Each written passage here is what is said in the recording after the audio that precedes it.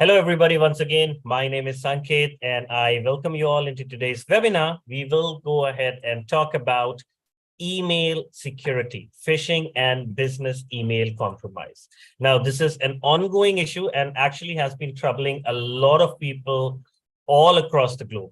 And in order to go ahead and create more awareness about the same, in order to go ahead and to create more knowledge about the same, I am happy to go ahead and introduce to you Wahab Iranmesh. Now, Wahab has been a cybersecurity professional for more than a decade now, and he has been helping organizations improve their cybersecurity posture with expertise in governance, risk, compliance, GRC, penetration testing, web application, mobile applications, computer networks, just to name a few. He has conducted numerous successful penetration tests for clients identifying vulnerabilities, providing recommendations for remediation, and he has also trained thousands of students from all across the globe about various things in the world of cybersecurity. So I'm not going to take a lot of time. Let me quickly go ahead and pass on the mic to Wahab so that he can go ahead and get this session started. Wahab, the session is all yours. Thank you so much, Sanket, for your introduction. Yeah, good morning, good afternoon, good evening to everyone. So I welcome you to our email security webinar, right? So as Sanket just introduced me, I'm Dr. Wahab Iranmesh, your host. And today I'm going to talk about, how you can basically just protect your emails against two specific attacks, which are known as phishing and business email compromise. Obviously, you can see those two things on my screen. So I'm going to talk about these two things, not only in terms of the theory behind it, but in terms of some sort of clue, some sort of maybe red flags or indicators, how you are able to catch those kind of, indicators or red flags in order to help you to protect your emails, whether it's kind of maybe business email or could be your personal email at the end of the day. So I'm going to just give you some sort of activity in between. Probably we can do that kind of activity for 5 to 10 minutes, which is kind of quiz, and it's going to test your knowledge and basically your experience in terms of phishing or business email compromise to understand whether you're aware of those things or probably you may need kind of training or improvement in this case. So as Sanket mentioned, we are going to have some sort of Q&A at the end of the session, so probably for 10 to 15 minutes. But if in between, if you will have any kind of doubts or question, you can just ask your question through the chat box. I believe Sanket will monitor the chat box. So once I'm trying to just explain the things to people, so usually I don't monitor the chat box. So in the case that Sanket can just catch or can identify any kind of question or doubts from your side through the chat box, yeah, please go ahead, Sanket, and just ask me. So on the spot, I can just get back to you. So let's begin this kind of presentation by moving to the next slide, which would be our agenda for today. So this slide is showing us what's supposed to be happen for today for this webinar. So obviously you can see I'm going to talk about two topics, which are already highlighted in red, like phishing and business email compromise or BEC. But before that, I'm going to talk about introduction to email security. And I'm going to talk about phishing. What is phishing? What are those common phishing techniques? What are those indicators of phishing attacks?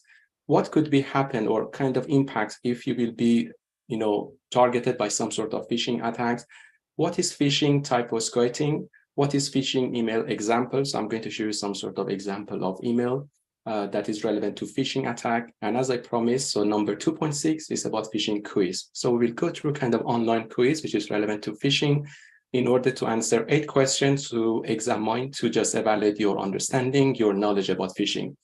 And under phishing, the last thing I'm going to talk about it, how you can just prevent yourself. What are those tools, techniques, methods, or basically kind of idea probably you can just put in a place to protect yourself against phishing. Once it's done, we are going to move to business email compromise or BEC. To be honest, BEC is similar to phishing, but I'm going to just distinguish this from phishing. I'm going to let you know, giving you more details. What does this mean by business email compromise and what's the difference between this and phishing in general? So as usual, similar to phishing, I'm going to talk about common BEC scenarios. What are those scenarios relevant to business email compromise could be happen? Again, what are those indicators of business email compromise and what would be the impacts relevant to business email compromise? And last but not least, what are those prevention techniques if you put in a place to protect your maybe corporate or business emails in terms of, against any kind of cyber attacks similar to phishing or similar to business email compromise. And last but not least, I'm going to conclude this session and we will move on to Q&A. So let's move on to introduction to This topic, as you know, these days, everything is connected to each other for sure. Even right now, at the moment, we are having this kind of online webinar using the internet. And one of the ways in order to just connect each other through email, which is really kind of critical communication way to exchange data between two parties at least. So through email, as you know, we can send text, we can just share kind of videos sometimes, sometimes images or audio or whatever. So multimedia kind of, let's say file could be exchanged between two parties. But as you know, the main thing in this case is about text itself. So at the same time, while we are having this kind of very critical communication like email, is going to introduce some sort of security risk, obviously, because if you're dealing with any kind of technology, it doesn't matter, it's email or something else, at the end of the day, it's going to introduce us some sort of security risk. So down there, I mentioned two types of security threats, two major security threats relevant to email. And obviously, I just named them just through the previous slides. So these are phishing and business email compromises, which we should be aware of them. We should identify them. We should basically just helping ourselves, helping our organization to just identify these things. And we are not going to be kind of victim of these two types of cyber threats relevant to email. That's why our focus, our kind of concentration would be around phishing first and business email compromise next. So by having this introduction, let me move on to phishing and understanding what is phishing. So phishing is kind of cyber attack, as I said just now, but the goal here is the attacker, right? It could be individual one, it could be a group of people who are trying to, doing something against some individuals or victims to make some sort of trust between that individual one as the attacker and the target itself. So it could be something like maybe sending you some sort of email to pretend that basically this email is coming from trustable entity, maybe it's from your university, from working places, from maybe police department, from tax office, from this and that, or from government agency, could be anything, any cases. To make this trust, to tell you that probably we are calling you, we are just emailing you, we are contacting you as some sort of legitimate entity, right? Kind of, trustable entity. So once this trust could be happen, the phishing attack is almost successful one. And the next thing that probably the attacker are looking for, they are probably looking for stealing your sensitive information, such as I already highlighted these things, like your personal information, your username, password, or credentials, as well as financial information like credit card number, or maybe your bank details. Sometimes they're not looking for stealing your information. They may ask you to do specific action because at the end of the day, their goal would be the same thing like stealing information. For instance, maybe they may ask you to install something on your laptop or computer or system or downloading some specific things. So they are inviting you, they are asking you to do specific action in this case to open the door or kind of, giving this opportunity to the attacker to gain access to a specific system or server or network or here and there. So these two things could be happen after any kind of successful phishing, whether they're looking for stealing information or whether they're looking for having access to specific system, network, or specific location in your company, in your organization, or your system, maybe if you're kind of individual one. So by knowing this, let me move on to the next slide. Right, so yeah, moving to the next one. Here, as you can see, these are some sort of common phishing techniques, right? So in general, we may have more than this number of phishing, techniques that I already mentioned there. These are popular ones. These are common phishing attacks. Let me just go through each of them and talk about each of them in details. So spear phishing, this is kind of very well-targeted attack. So if you remember, through phishing, usually the attacker, he or she's trying to send you some sort of email and pretending that probably I'm coming or I'm sending you this kind of email from kind of trustable entity, maybe government agency. But through spear phishing, it's not about everyone, right? It's about very well targeted, people or individual one at the end of the day. So back to phishing one. So through phishing, the attacker can send email to everyone, maybe 1,000 people or a couple of thousand people at the same time, right? And the attacker doesn't care who might be the victim in this case. As long as someone in between should just trust to this email, that person could be the victim in terms of phishing. But once it comes to spear phishing, we are talking about very well-targeted attacks. So in this case, the attacker, he or she is aware of, the victim or the target itself, because again, the attacker, he or she has done his or her own kind of, research before launching this phishing attack. He or she knows about the target, about, the business, about the individual one. That's why that kind of email that's supposed to be sent to the victim probably is very well organized very well, prepare for targeting that specific organization or individual at the end of the day. That's why it's called spear phishing. This is one of the method of phishing technique, or one of basically common methods relevant to phishing. The other one is called whaling. So obviously you can identify from some points that I already mentioned there. So whaling is about, is similar to spear phishing, but in spear phishing, we are not targeting very high level or high profile executives like CEO or the managers. So we may target specific, maybe through spear phishing, right? Through spear phishing, we may target specific individual one or staff who are working for companies or businesses. But in the case that we are targeting very high profile executives like manager, or maybe finance department manager, or maybe CEO or CFO or whatever in this case. So that is on their waiting, because we are trying to catch, the whales. We are not trying to catch kind of low level stuff that probably they may not have access to sensitive information. So the reason behind it, as I said just now, so usually high profile executives like manager or CEO, they may have access to sensitive data, or they may have access to sensitive places or system that probably through this kind of phishing attack, the attacker can access to this sensitive location or data at the end of the day. Cloning or clone phishing, put in this way, sometimes the hackers, they may probably just launch some sort of attacks which their email address that they are using or the website that they are using probably similar to real one, right? So it's very close to real or legitimate website.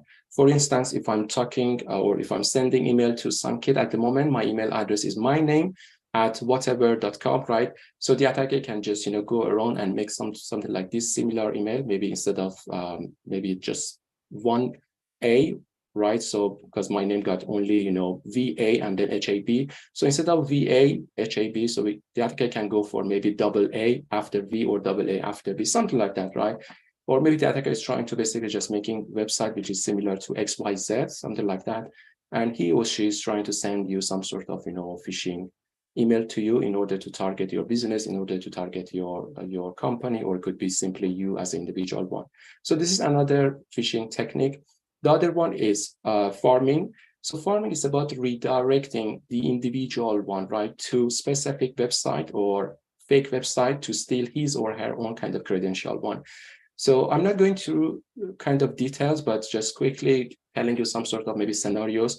So sometimes maybe the attacker who can control the traffic of the victim or the individual one, right? So for instance, maybe we may have some sort of insider in the case that if we got someone like staff or employee who is working for us, but he or she may have some sort of bad intention. Maybe his or her intention is about stealing someone else or the other colleague or maybe the manager credentials or something like that, right? So probably this attacker or insider could redirect your traffic or the other colleagues or staff traffic to something else, which is probably kind of fake website or fake login page to steal other colleagues or manager or other staff basically credential. That is about farming, which is about redirecting user to, as I said, malicious website, right? So usually through this kind of attack, the other users, other people, the other victims, usually they are not aware of this kind of attack because this attack is happening through the network, compromising the network traffic, right? This is kind of advanced level kind of attacks. This is not usually happening through sending you some sort of email and you're not even aware of it because you never ever receive any emails. You probably trying to log into your maybe bank account, you're trying to log into your email account or something like that. And once you're typing, I don't know, maybe email.com, which is basically your website login page, email login page, or your bank website, automatically you will be redirected to fake website and you don't know what's going on and you're trying to type your user and password and the attacker can steal this information at the end of the day. Phishing, obviously from letter B, we can understand what's happening. So it's similar to other types of phishing, but once we're talking about V, is about voice. So that is about voice kind of way to hack into any individual or company or businesses.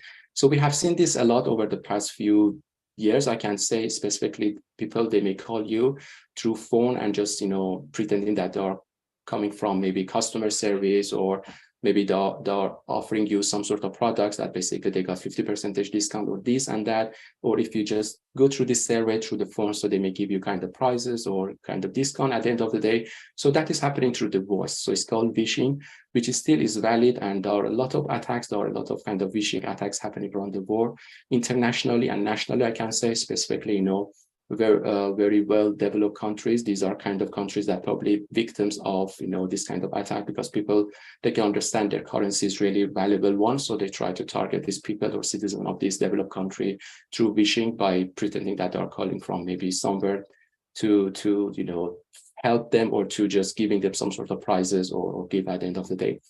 And last but not least is phishing, or relevant to SMS, right? So sometimes we have seen this a lot. The attacker, instead of sending you some sort of email, so probably the attacker can send you some sort of text pretending that is coming from Amazon, is coming from this website or that website or tax office or police department. In order to resolve this issue, probably you need to click on that link that is already provided, or maybe they may ask you to do specific action, maybe asking you, we are coming from the bank and recently we identify some sort of malicious or suspicious activities relevant to your bank account. So in order to verify you, could you send back some sort of details relevant to your maybe credit card number or CVV2 or expiry date and so on and so forth, or your credential or something like that. So in the case that you will get back to the attacker, so probably everything is gone, or maybe you want to click on that specific link, and behind that link is kind of clone website and waiting for you to just provide your username and password, which could be stolen by the attacker at the end of the day. So again, these are all popular or common phishing techniques that probably we can just consider these days. And for sure, we can have much more than this, but as I said, these are very popular ones. Let me move on to next slide. Hopefully it's trying to load it. Right. So if you are talking about indicators of phishing, how we are able to identify this kind of phishing attacks. So that would be easy, but for sure it requires you to practice. If this is the first time that you are aware of these things, or you're listening to this kind of conversation, so probably you need to just open your eyes to identify these kind of indicators or these red flags that I'm going to share with you. And again, we can have more than this kind of red flags, but again, these are popular ones or common kind of ways or red flags or indicators that probably can consider to identify any kind of phishing. So for instance, misspelled URL or email addresses. So sometimes you can catch there is something wrong with the URL, right? You may receive some sort of email from someone, maybe a colleague, maybe from manager, maybe from the bank, maybe from tax office. The URL that they are sending email, or the email itself, may have some dodgy kind of misspelling, errors or mistake, or maybe sometimes it's not error, but you can realize something wrong with that URL or something wrong with that email address. So for instance, maybe instead of sending something like from support@xyz.com, so instead of support, right, we may have support 1 or support 10 or something before or after it or in between, right? So which is not kind of proper things. Or maybe instead of SU as for support, SO, right? Support, something like that.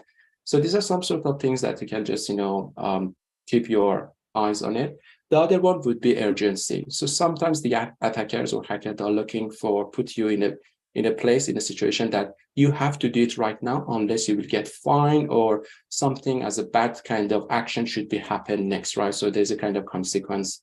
If you don't do such things, so there will be kind of bad things or impact happen to your maybe bank account, into your life or tax, maybe tax account or something like that. So if urgency is there and they're forcing you to do such things immediately, probably that could be kind of red flag or indicator of some sort of phishing attack. The other one would be generic greetings. So sometimes you may receive some sort of emails from this and that, and probably you are their customer, right? Maybe you may receive some sort of email from your bank. Instead of saying hi and saying your name, probably they can say hi all or hi everyone or simply hi, right? But again, don't consider that you may receive any email that does not have your name. That is kind of phishing attack, right? So you need to just go around it, trying to identify some of these kind of red flags and just conclude that probably this email could be phishing attack, right? So if you see such kind of things that is not calling your name or they don't know your name, probably that is kind of red flag of kind of phishing attack that is happening at the moment. The other one would be unusual sender domains or email patterns. So sometimes they may email you and you can realize maybe there is kind of specific patterns or specific kind of idea relevant to their domains or email that is unusual one, so you can just catch something from there. So through example, I'm going to show you what does this mean. It's relevant to some of these points. The other one would be for sure, which is very common one, requesting you to download some sort of attachment or clicking on suspicious links, right? So most of the time this phishing, usually they are inviting you to do some sort of action by downloading specific file, malicious file, which could be viruses, could be something bad that could be happening on your system, or probably there's a link. Once you click on that, it's going to redirect you to some sort of fake website. And based on that, probably the attacker can steal your credential at the end of the day. The other one would be requests for personal or financial information. So again, through email, directly they may ask you, could you just reveal your personal information, like your username, password, or your address, your, I don't know, post code or contact number, or any financial information like credit card number and so on and so forth. Because as you know, banks, they never ever ask this kind of information from you through phone or through email. And always they are telling us that probably we never ask you these details through phone or through kind of maybe email or any other communication way, right? So they may have their own kind of mechanism to verify you. If an email promise any kind of unrealistic reward, prizes, or deals, probably this is another kind of red flag. But again, don't consider that if you receive any emails that probably they are offering you, they are giving you some sort of discount, that probably could be kind of phishing attack. But sometimes you can realize they are giving you very unrealistic reward. Maybe if you do these very simple things, you can get this product for free. And if you check the price of the product, maybe it's about a couple of hundred USD, right? So in your mind, you can say it doesn't worth it. If I do such things, if I click on that and fill out this survey, right, which is about 5 minutes of my time, they are going to give this product, which is about 400 or 500 USD. It doesn't make sense. Something is dodgy, right? Something doesn't make sense in this case. So again, this is another red flag. You can just keep it in your mind. Be wary of emails lacking contact information, right? So sometimes, or putting this way, most of the time you have seen these examples here and there a lot. Once you receive this kind of phishing attack, usually they may say, don't contact us, don't reply this email, or even in the case that they are asking you to click on specific link, and once you check that particular link, and that website is already open, that fake website is already open, which is in front of you. If you go through contact us or here and there to look for any kind of specific contact information like email address, like maybe landline number, you're not able to find such kind of information, right? So that is kind of lack of contact information, which is kind of another red flag you could consider. And last but not least, we need to ensure that the URL, the website that you are visiting, should have HTTPS. I know the hackers these days, they can just have HTTPS as well. I know the hackers, they can have SSL or TLS or whatever you want to call it, or certificate.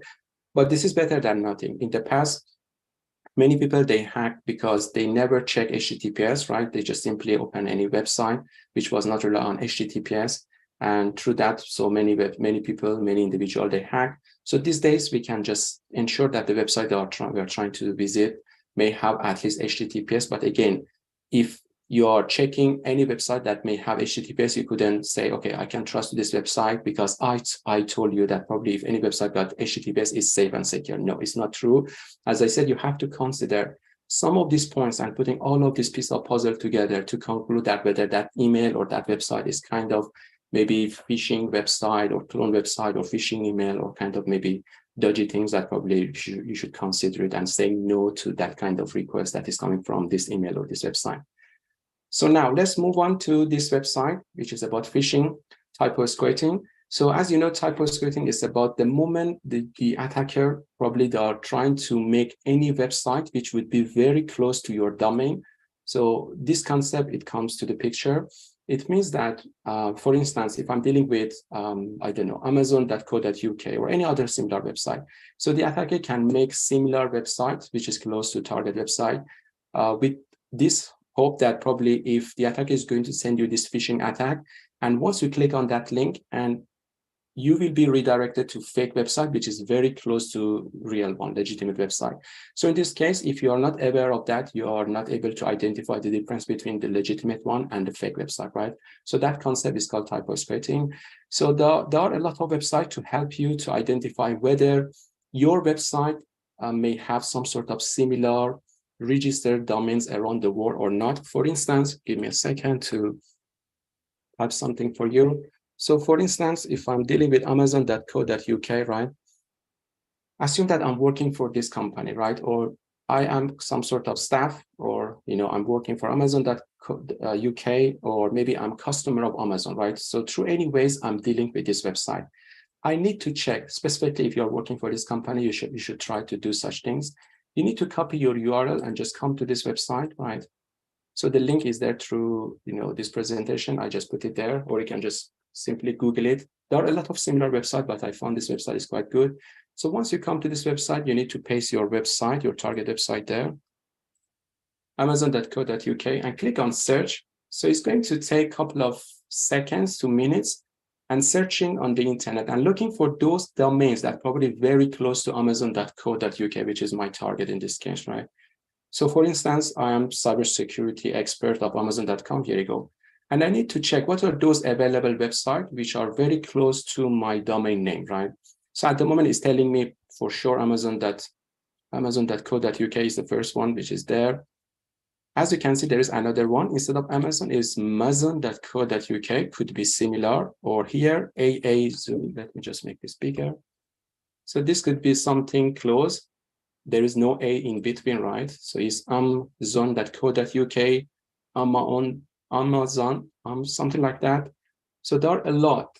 As you can see, there are a lot of websites that's basically registered by different people, which could be relevant to Amazon. Some of them that are not totally, related to amazon.co.uk. So we could be aware of these things. And if you're really good in your relationship is good with law enforcement, right? And you realize if there is any kind of dodgy, probably link, I don't know which one we have to study, right? Because we are dealing with huge amount of data there. You can have this kind of request to law enforcement to bring down this website. For instance, I don't want to say any specific one. For instance, randomly, right? Maybe this is kind of dodgy one, for instance, right? I'm not saying it's dodgy one. We want to bring this down. So for sure, someone is behind this. Someone registered this URL, right? So probably through law enforcement, we need to provide some sort of evidence that this is kind of dodgy one, which is close to our URL. So the law enforcement are trying to contact this company where basically register this domain for specific individual one or specific businesses, right? And they need to provide this kind of evidences. So it may take a couple of days or weeks or months or even years, right? It's depending on your relationship with law enforcement and whether this kind of domain already registered in the same country or different countries, and what is the relationship between the law enforcement of your country and the other country, and much more other factors. So at the end of the day, if everything will be, agreed, probably this website could be just, removed from, registration database or whatever we call it. And this domain should be released, right? This domain should be released. And one thing that probably the companies, they can do next, after this domain will be free, they can purchase this domain, right? This is kind of practice I've seen. I'm not suggesting to do such thing, but I've seen this a lot. So some companies, they can just purchase this because they don't want the same kind of attack to be happen or someone else to just come back and just register this domain in the future, right? So they can purchase this, which is usually is a couple of USD, could be 5 USD, could be 10 USD. Of course, it's depending on where you're trying to register these things. So your company, and Amazon is a big company, as you know, they can purchase even 100 domains, right? Doesn't matter how much they can spend every year for having kind of similar website, but they're trying to protect themselves, right? So this is one thing that probably the companies or businesses, they can do. The other one that probably we can talk about it is this example, right? Phishing email example. So just ignore these numbers like 1, 2, 3, 4, and much more details there. Assume that you received this email, right? You received this email, which sent on Monday, May 9, 2016 at 10:07 a.m. to someone, which is already masked. Subject is this, and this is the content of that. So based on that, are you able to identify any of those indicators, any of those red flags that just now we discussed about it? So I'm going to just, keep myself silent for 10 to 20 seconds and then come back to you, and we can just study this example, email example, to understand whether we are able to identify any kind of indicators, right? Phishing indicators or red flags. So go ahead and do this kind of activity for next 10 to 20 seconds.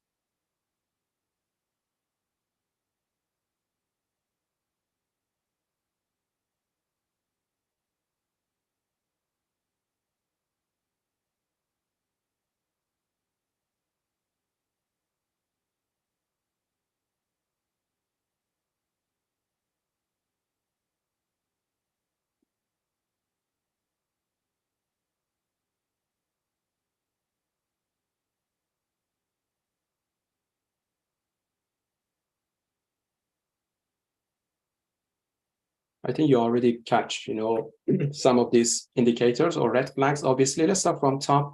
So there is nothing wrong with this one, the date and time, right?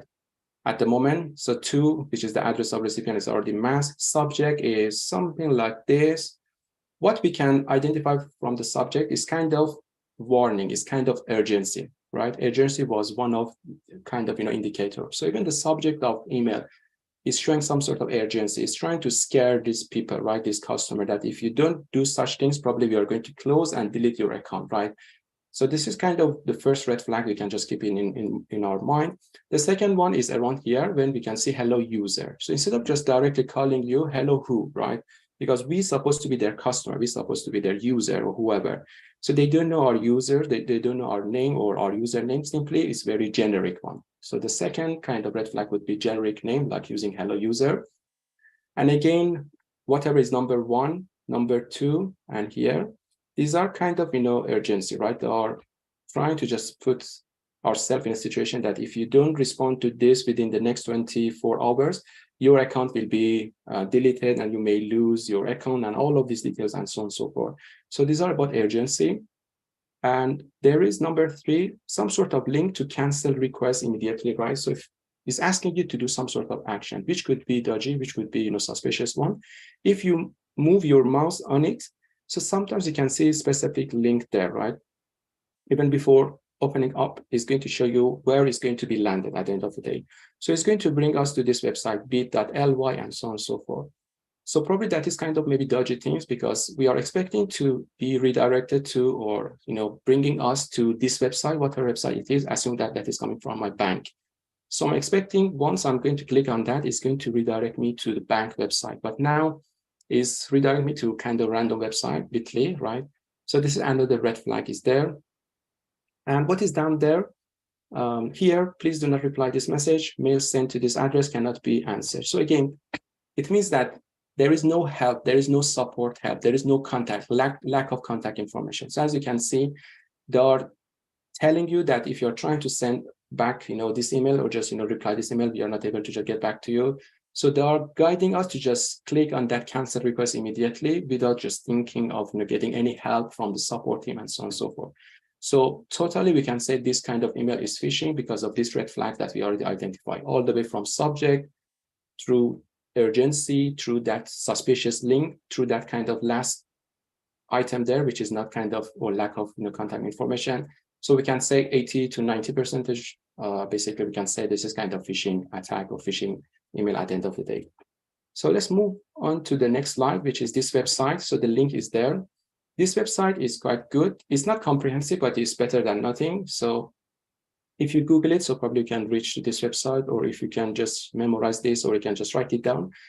I'm going to show you, I'm going to go through this kind of quiz, which is about eight questions, if I'm not mistaken. It's going to test our knowledge in terms of phishing, right? So the website is already here.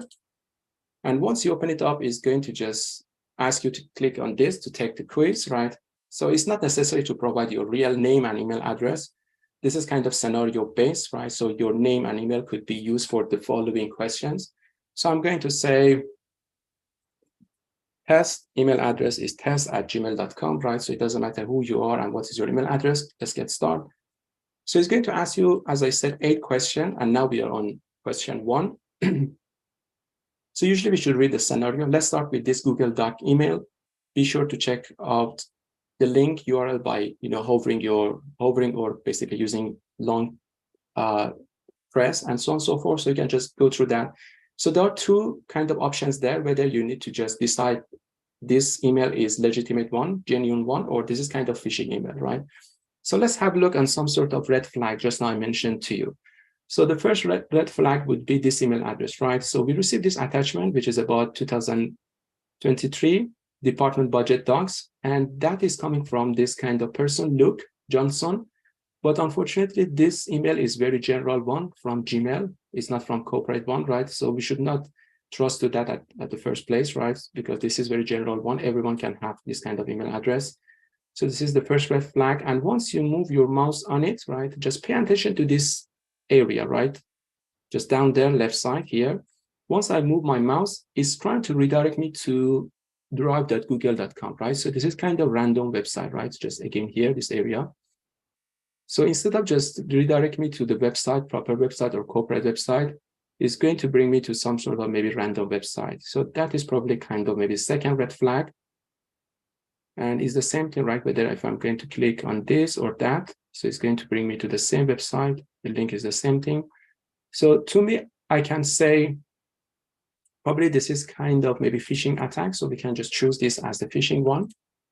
So once you click on that, it's going to tell you, yes, it's correct. This is kind of phishing email, and it's going to let you know why, right? The reason behind it. If you click on show me, so it's going to tell you, yes, if you bring your mouse over this kind of things, it's going to bring you to drive something google.com, right? This is kind of maybe a red flag over there. And even it didn't mention about kind of, the email address, which was gmail.com. To me, even the email address was kind of dodgy one, right? Because usually nobody is using his or her own personal email to just share with you very sensitive information like next year or this year budget, right? So that is kind of, again, red flag from my side. So the other one is about you have received some sort of fax, right? So we know you are exactly okay, this and that. So again, we need to decide whether it's a legitimate one or phishing. So we received this fax from this email address, right? If you expand it, something like admin no reply, efax.com. Immediately, this is going to catch my eyes because I'm expecting to see efax, right? From the logo, from this image, or from here, from the signature, or footer, or whatever you want to call it. That's supposed to be EFAX, right? But here, as you can see, efax, right? The way we are saying the pronunciation is the same thing, but the writing is different. It's FACKS. So probably this is kind of red flag up to here. And if you click on that, just moving your mouse on it, again, it's going to, again, pay attention to this side. It's going to bring me to different websites. So it's efaxhosting.com, mail RU, usually for Russia, 382.co, efax, and so on and so forth. So again, the link is dodgy one. The link is suspicious one. So based on these two things, the sender email and this link, I can say probably this is kind of phishing one, and it's telling me it's correct. This is phishing, and let's see. So again, the sender address is this, which is misspelled, which we discussed just now about it. That's supposed to be efax rather than EFACKS. And even the link itself, right, is bringing us to this email or to this, website, which is mail RU for Russia, usually 382.co. So probably this is kind of phishing. This is the second red flag, right? So let's move on to the next one. Question 3, which is this, right? So there is an email from here, TK. Again, this is from Gmail. Usually I don't trust to Gmail unless I know the person. So TK, this is a red flag, but again, this is depending on this link. So if you move your mouse on this link, it's going to bring me to drive.google.com, right? And it's telling me the other red flag, hey who, right? Why this person is just calling me hey is like hi, right? Hi or hey who. If he or she knows me, probably should tell my name. So this is the second red flag, apart from the email address, which is coming from Gmail. He or she doesn't know my name. And the attacker using this link, which is coming from drive.google.com, right? So this is probably the attacker, maybe Google Drive one. And even I don't know this person, right? I don't know who is this person. So probably, again, this is kind of phishing one. And it's saying, correct, show me. So it said that the link actually points to, okay, this website, as I said. So probably if you click on that, it's going to redirect us. Okay, that's a good one. It sounds like if you move your mouse, it's going to show you to googledrive.com, but at the end of the day, it's redirecting us to site z.com, .net, something like that. So this is kind of red flag. We should be careful about it. Question number 4, again, there is kind of email that is coming from Dropbox, no reply at dropboxmail.com. So maybe this is kind of red flag, but we can just keep it in our mind because they don't call us. They simply say hi and blah, blah, blah. They are saying that please upgrade your Dropbox today and get this 1 terabyte. So probably this is kind of maybe offer, right? And then if you move your mouse on it, so it's going to bring me to dropbox.com. If you Google Dropbox, probably it's going to bring us to the same website, dropbox.com, right, /buy, which is kind of a link to purchase maybe 1 terabyte or something like that. So far this link, which is suggesting us to just proceed, is correct. And Dropbox for Business, again, is bringing us to the same website /business. So sounds like this is kind of maybe good or legitimate email. Even the email that is coming from here is correct one, no reply. But pay attention to this domain is again, dropboxemail.com. So I'm suggesting you Google this, but I've done this before. So I'm sure this dropboxmail.com is kind of correct one. So we can trust to this email, basically, or this domain at the end of the day. So I can say we can ignore this red flag, which is kind of generic one. So there is no name like hi, my name or someone else. But once you check the email address and you check this link and the other links, probably this is kind of legitimate one. So let me try on. And it said it's correct. Show me. So it's telling me, here you go. Once you search that, so dropboxmail.com is available, which is legitimate one. And even once you move your mouse on it, and it's going to redirect you to dropbox.com. So again, another kind of indicator that is kind of maybe legitimate one. So let me move on to the next one, question 5. You have received a new kind of report from the school. Okay. So they're giving you this detail. They are saying that usually we can receive email from this person, Sharon Mosley, at this link, right? Or this website, westmontschool.org. But if you pay attention to this link or to this domain, there's a kind of difference between these two. Westmont Day, right? Day. We got extra things there, right? So again, this is kind of red flag. We can just catch it because we're expecting to see some sort of email from this domain name. So it's Westmont School, but now we got Westmont Day School. So this is kind of probably a very big red flag. Good day, test. So test my name now. They are calling my name. They know my name and this and that. And this kind of attachment, right? So usually we should not trust to attachment, but by moving your mouse on it, usually we don't get any kind of details, right? But usually we should not trust to download these things. But again, the very big red flag would be this. If you see such things, this is kind of, 90% of the time, this is kind of dodgy one because we are expecting to see something coming from this domain or this email address, the whole thing. But that is coming from very close to that, but there is a day extra things there. So probably this is kind of phishing one, and that is correct.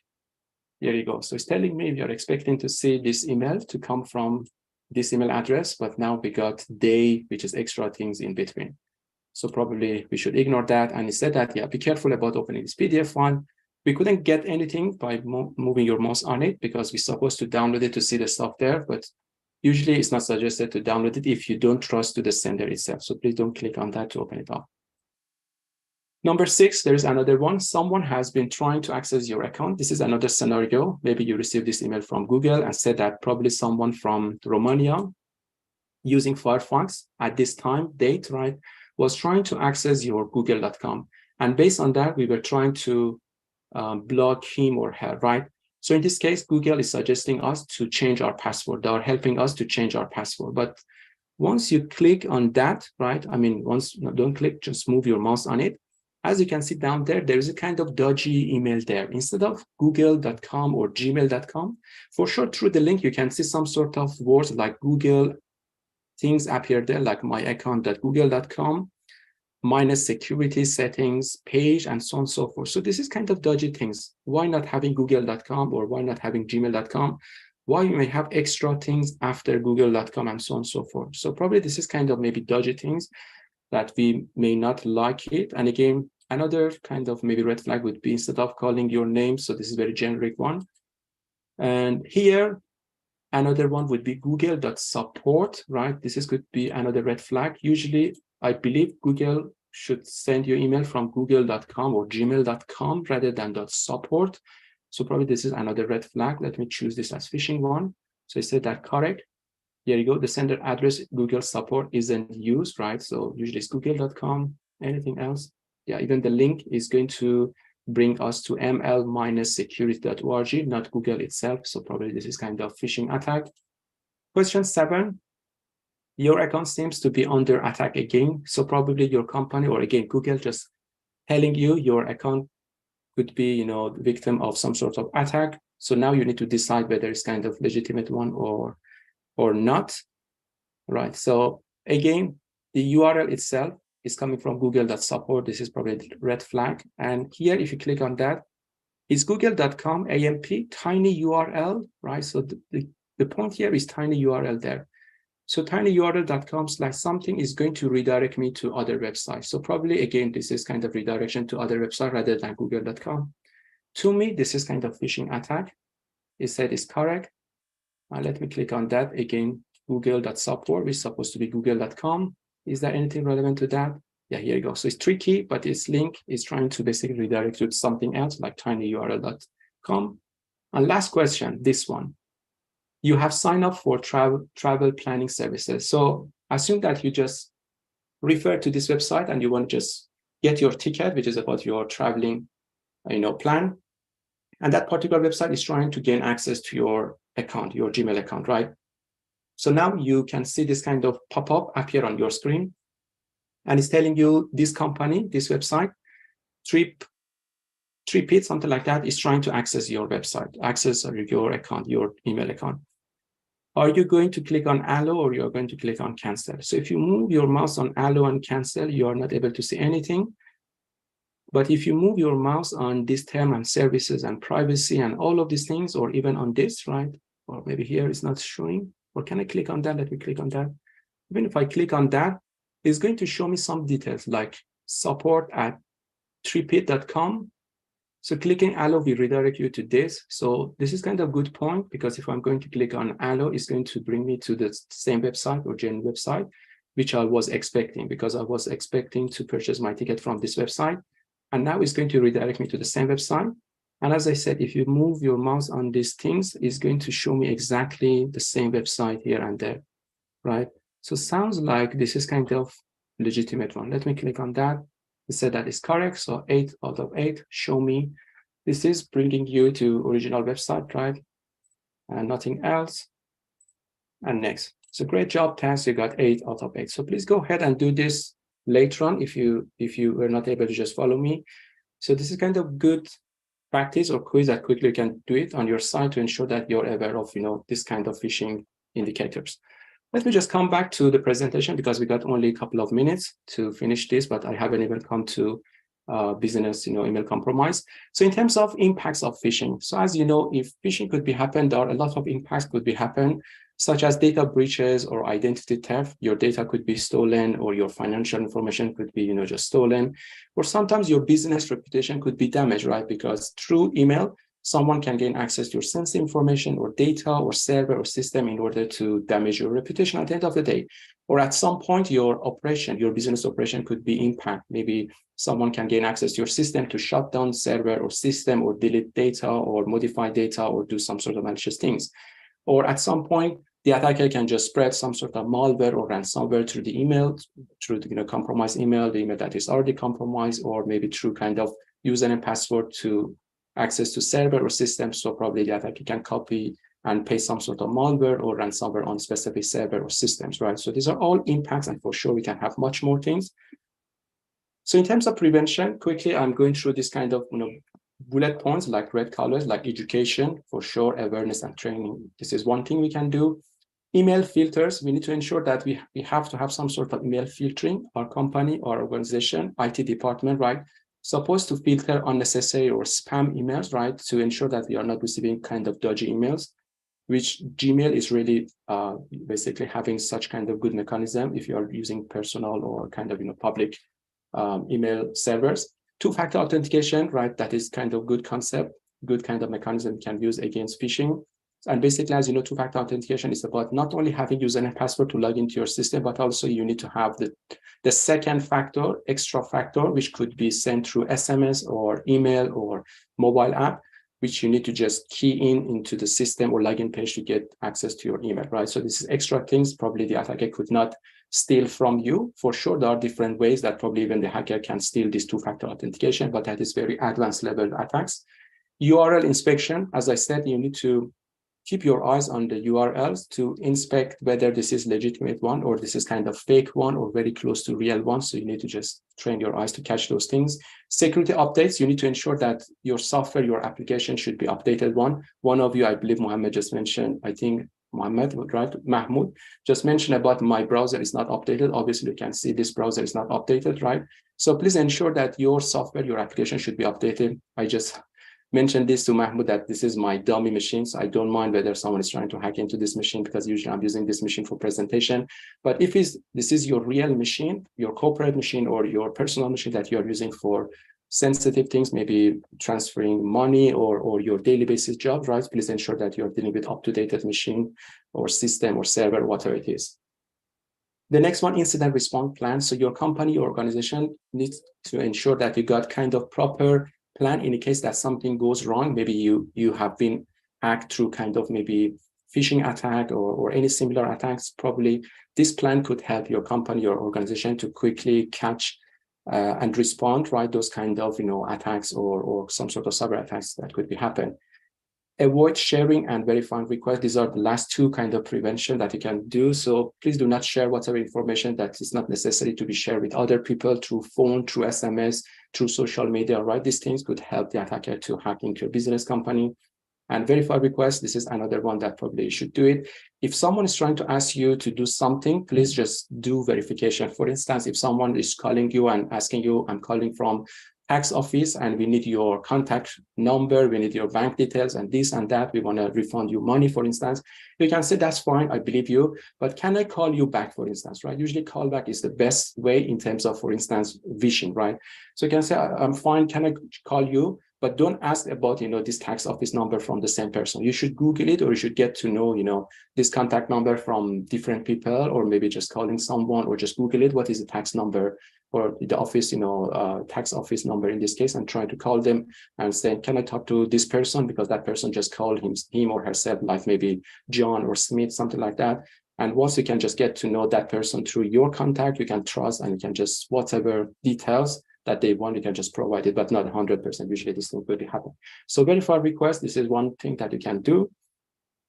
I need to just quickly catch up because we got 10 minutes. So now let's move on to business email compromise. So business email compromise is similar to phishing, or put in this way, this is kind of similar attack, but mainly the attack is trying to target the business staff, business employees in order to manipulate the business process, right? So usually they're targeting staff, they're targeting employees to hack into their emails. And their main goal or idea, once they're able to hack into their emails, they can just leverage it into different areas, maybe hacking other staff or the business itself, or maybe hacking CEO, or doing different or running different scenario attacks that could be happen, right? That is about business email compromise. So some of the things that could be happen, like transferring funds, these are some examples that I already mentioned. So if your corporate email will be hacked, we are expected to see some sort of money to be transferred from your account, your business account, to the attacker account, or sharing sensitive data, maybe your business, your IP, intellectual property information could be shared with the attacker, or any kind of action that probably you may not like it could be happened by the attacker at the end of the day. So let's move on to next slide. Some sort of common scenarios relevant to BEC. Probably you hear about CEO fraud. So in a case that if someone is trying to hack into any organization, right? So the attacker can just steal this kind of credential, maybe relevant to CEO or top level management, with this hope that probably is going to reach someone or asking someone to do specific things. So that is about CEO fraud. Usually this is happening about, targeting CEO rather than, low level kind of, layer of your organization, or maybe normally the staff or employees. Or invoice fraud and supplier fraud. These are two types of, scenarios relevant to BEC. So through invoice fraud, probably what's happening here, sometimes if your email will be compromised, someone or the attacker probably is going to change something relevant to the invoice itself, right? So the attacker can basically log into your account and realize you previously basically sent this invoice to someone. So now the attacker is trying to just download it using Photoshop or other similar things to manipulate it and changing the details of your or someone else in a bank account into maybe the attacker account or something like that. So that is about invoice fraud. Supplier fraud is similar to that, but now it's not targeting, it's not dealing with kind of invoices, it's about supplier. So once the attacker will be able to hack into your account, is try to understand whether you are dealing with any kind of supplier. So in this case, you can deal with the supplier of that business to tell the supplier probably to send money or more money, or requesting more money, or requesting something in between that organization or company is not expecting, right? So once that is done, so probably we are under supplier fraud that we can see at the end of the day is impact. So some indicators that's relevant to business email compromise. So for sure, sudden changes in payment instructions. If you can see suddenly, previously we were paying to this account, right? We were paid to this account details, and now immediately someone is asking us through phone, through email, through SMS, right? They are helping us, they are guiding us. Can you just transfer money instead of this account to that account? So there's a kind of sudden changes in the payment instruction. So this is another red flag. We have to be careful about it. Requests for urgent and unusual financial transactions. So this is again kind of urgency, right? So maybe they put you in a place, in a situation that you have to settle these things now, or maybe within the next, I don't know, 10 minutes or an hour, unless you will lose this, deal, or we are not able to collaborate with you, or maybe you are not having this kind of maybe offer or something like that. So this is a matter of urgency again. Sometimes could be kind of alter email address. More or less, to be honest, these indicators, they are very similar to phishing, but we may have much more things. So sometimes we can realize you may have some sort of request through email, but that email address is already altered or changes. Sometimes these changes could be within the text of the email itself, in a way that probably the way that the hacker is trying to write something to you. Maybe the writing style is changed from time to time. The tone, right? The voice, basically, the text tone is already changed. Previously, it was very polite. Now it's very harsh, or the other way around. Or maybe the language that probably they are using. For instance, maybe if you are in this country, so the language that people are talking to you is in this way, but this email is totally showing different language or different tone or different writing style. So probably these are kind of red flag that you can just identify whether this is kind of business email compromise or not. Sometimes they may request to use personal email accounts or free email services, right? They may request you to do something, or maybe sharing sensitive information or doing any kind of actions. So that email is coming from their personal email address. We had this kind of example, if you remember just now. Or maybe they're using free email services like Google or Yahoo and so on and so forth. So sometimes from the email signature, contact information, or job title, you can catch something. For instance, your financial department management, his or her own signature is something like that, right? Or his or her own contact information was something like that. Or maybe his or her own job title was head of financial department, but you receive email from John, who's supposed to be head of financial department, but now he's introducing himself as head of, I don't know, HR, right? You can say so it's a dodgy thing, because John, as far as I know, he was working for financial department. Now he's coming from HR. He is head of HR or similar to that. So it doesn't make sense. The other one would be top level executives, right? Sometimes they may ask you to reveal some sort of information, sensitive information. Maybe you're simply kind of staff or employee working for X company, and overnight or maybe very late or tomorrow morning, you may receive some sort of email from your top level or your manager. Can you share this sensitive information with me? Usually they have their permission to access this sensitive information, right? Usually they don't ask you through email. They have a system to give them this permission to see everything in front of them, right? So that is kind of dodgy things or kind of red flag that probably you should suspect to this kind of, email or request that is happening at the moment.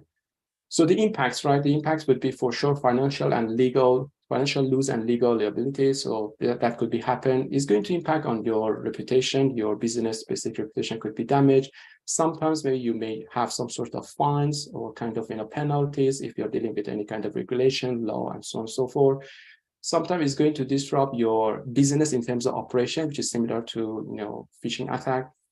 Sometimes it's a matter of losing sensitive data, maybe your IP, intellectual property, or very secret data could be stolen. And last but not least, you may lose your customer confidence, specifically if you are dealing with financial department, maybe banks and so on and so forth. So you may lose your customers at the end of the day because they believe that you have been hacked recently and we couldn't trust this bank or this financial institute.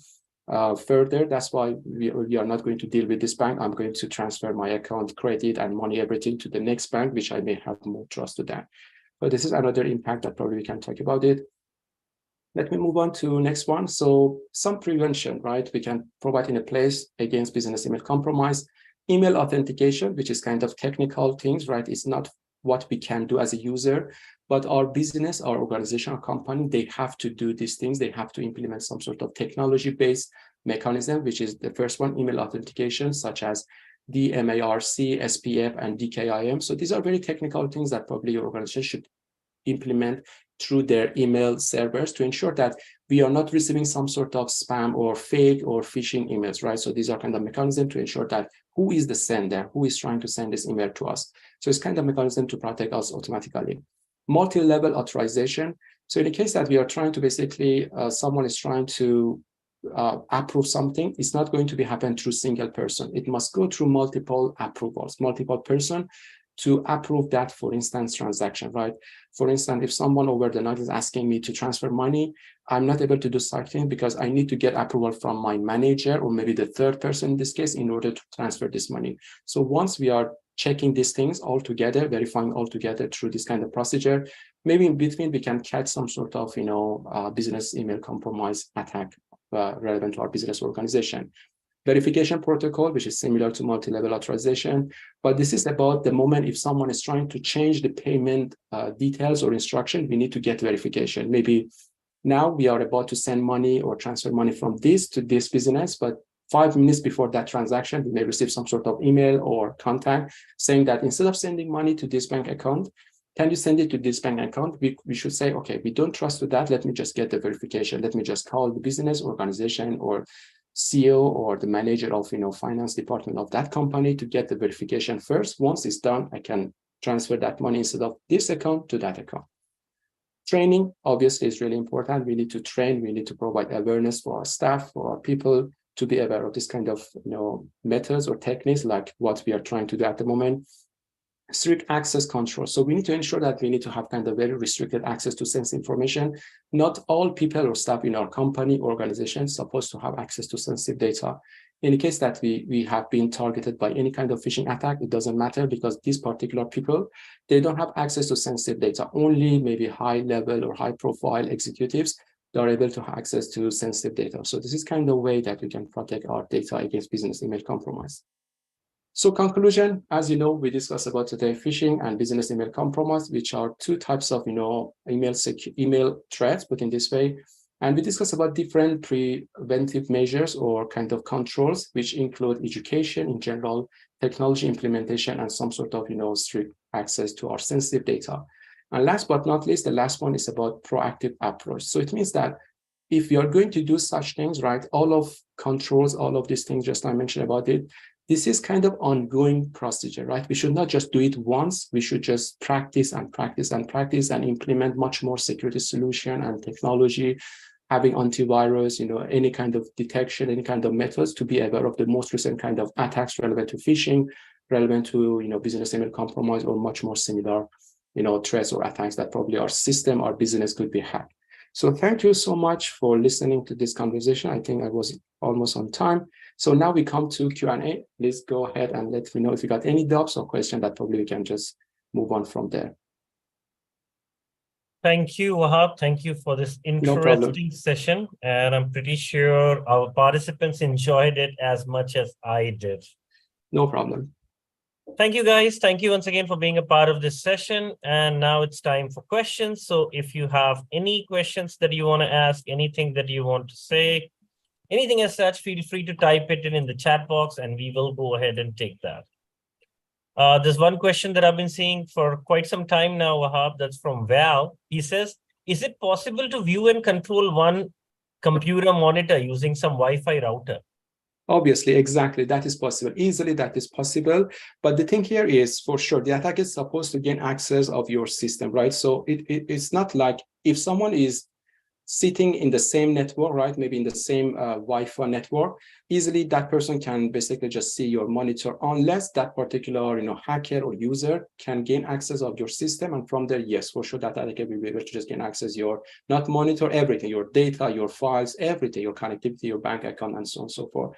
So the attacker must hack into your system in order to just take control of your system, including your monitor. That is absolutely right. If you look at the cyber attacks that have been happening, they have at least gone 5 times in the last 1 year. So it's better to stay protected, stay away from links that you're not aware of, stay away from calls, messages, that have been coming. Speaking of which, a new kind of phishing attack has been going on, which is an AI-powered attack, where people are getting phone calls, even video calls with AI-generated images and videos, that I am in trouble. Can you go ahead and pay me some money? Things as such. So stay away from those kind of calls also, Somebody on LinkedIn who's watching us also just typed in, my professor from the university keeps getting hacked and he keeps sending spam emails. And whosoever clicks on the links, their account, their ID password get, compromised. So it's similar to the example that Wahab actually gave also. So, Exactly. it's very important that you check before you go ahead and click. Okay. Anybody else has any more question, guys? So as I was saying, the attacks have actually increased a lot, which actually means that the opportunities in the world of cybersecurity has also increased. We need cybersecurity experts more than ever. And with metaverse, Web 3.0, blockchain, augmented reality, virtual reality, everything coming into the place, more and more dependencies actually, increasing.